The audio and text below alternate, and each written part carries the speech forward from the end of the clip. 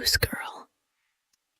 There was once an old queen whose husband had been dead for many years, and she had a very beautiful daughter. When she grew up, she was betrothed to a prince in a distant country.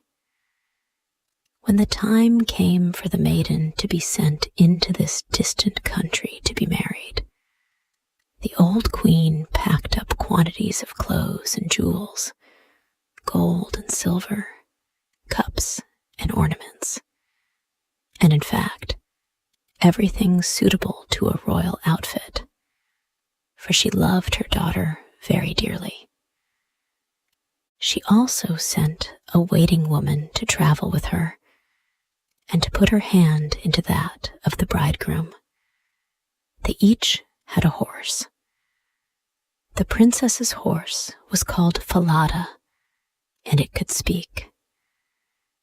When the hour of departure came, the old queen went to her bedroom and with a sharp little knife cut her finger and made it bleed. Then she held a piece of white cambric under it and let 3 drops of blood fall onto it. This cambric she gave to her daughter and said, "Dear child, take good care of this.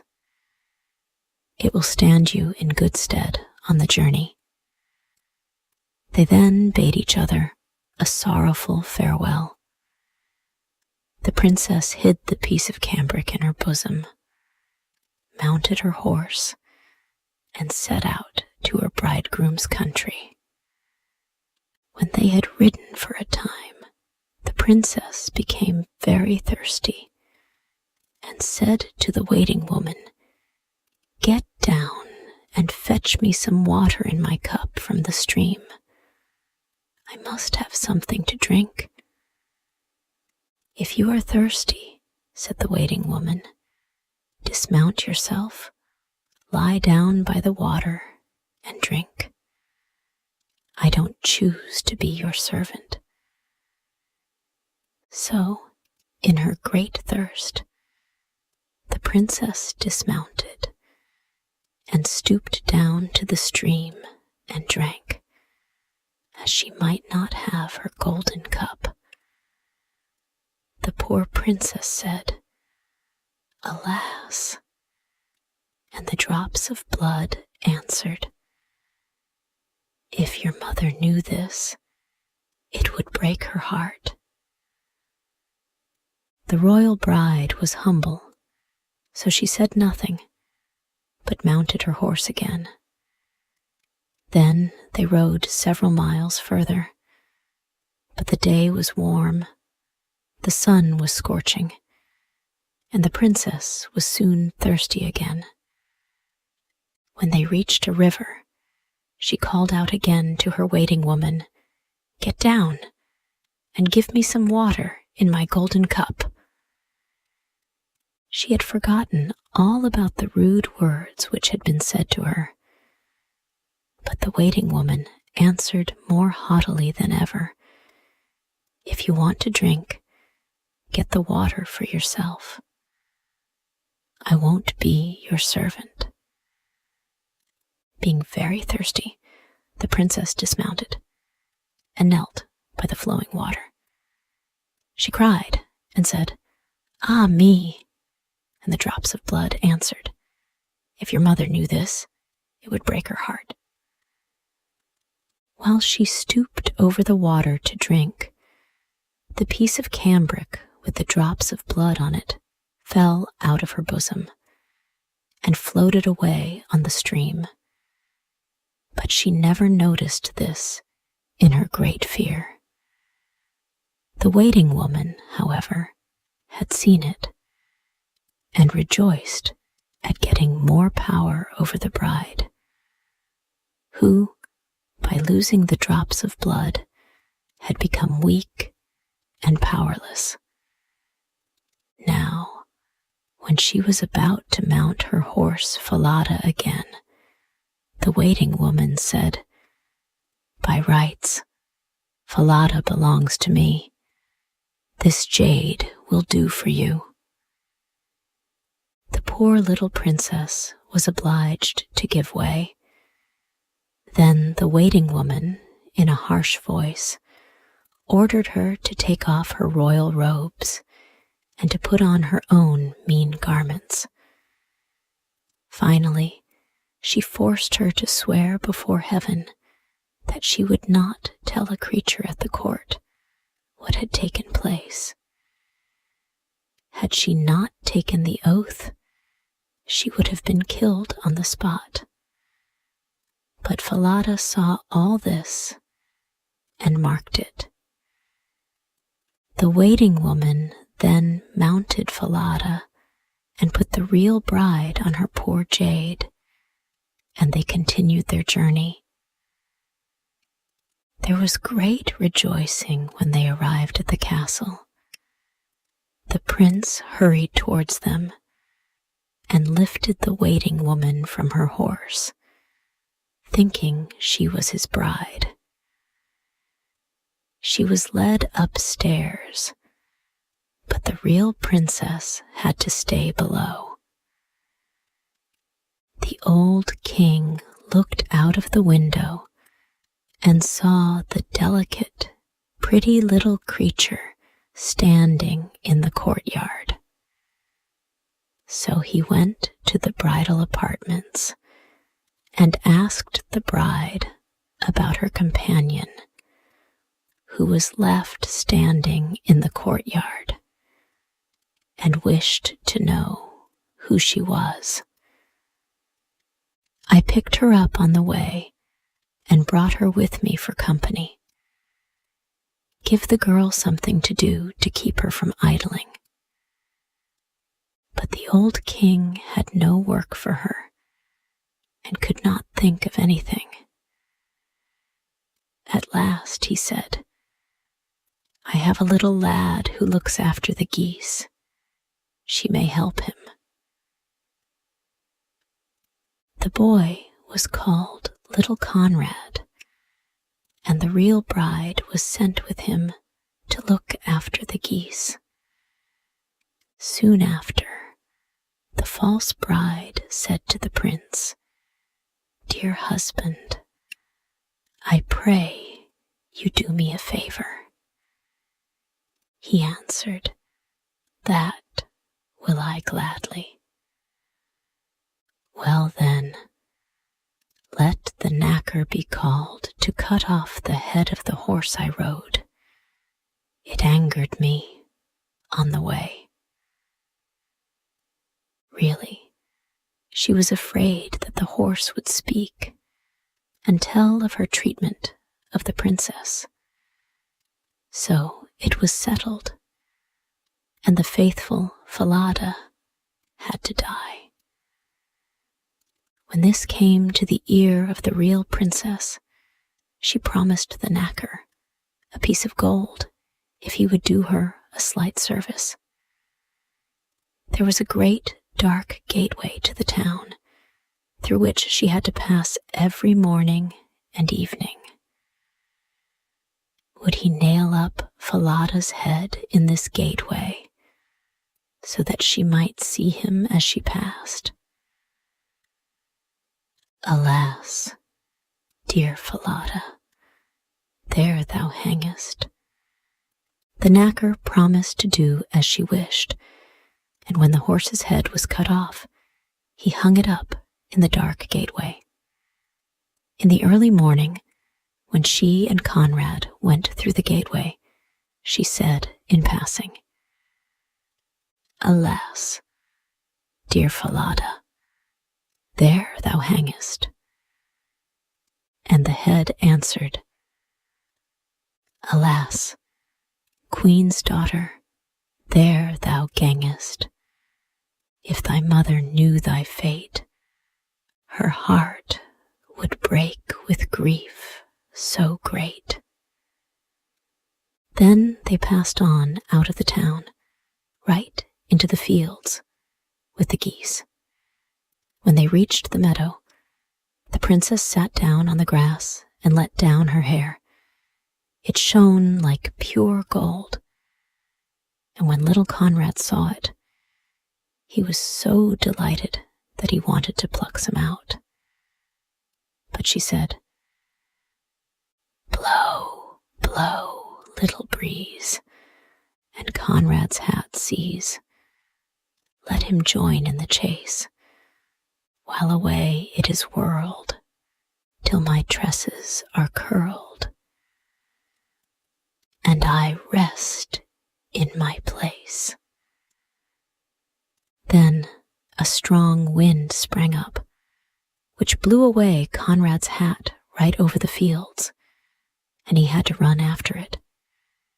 When he came back, she had finished combing her hair, and it was all put up again, so he could not get a single hair.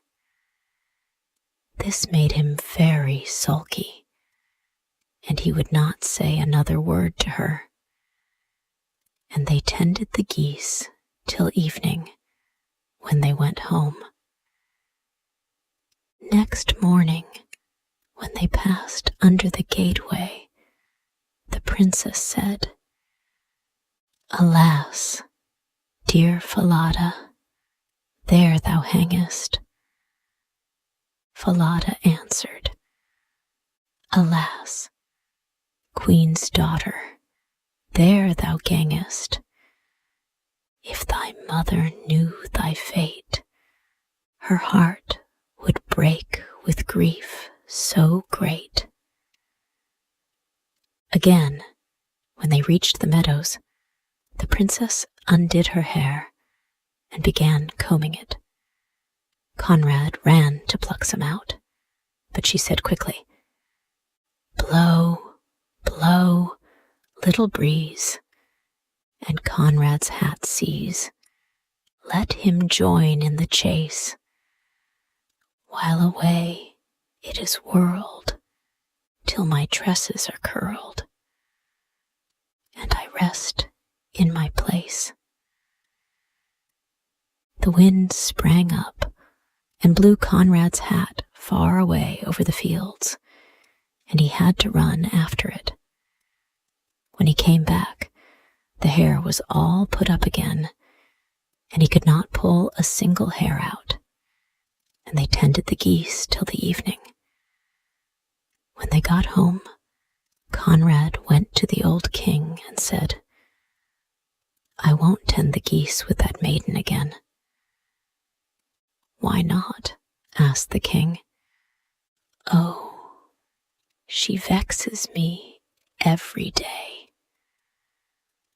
The old king then ordered him to say what she did to vex him.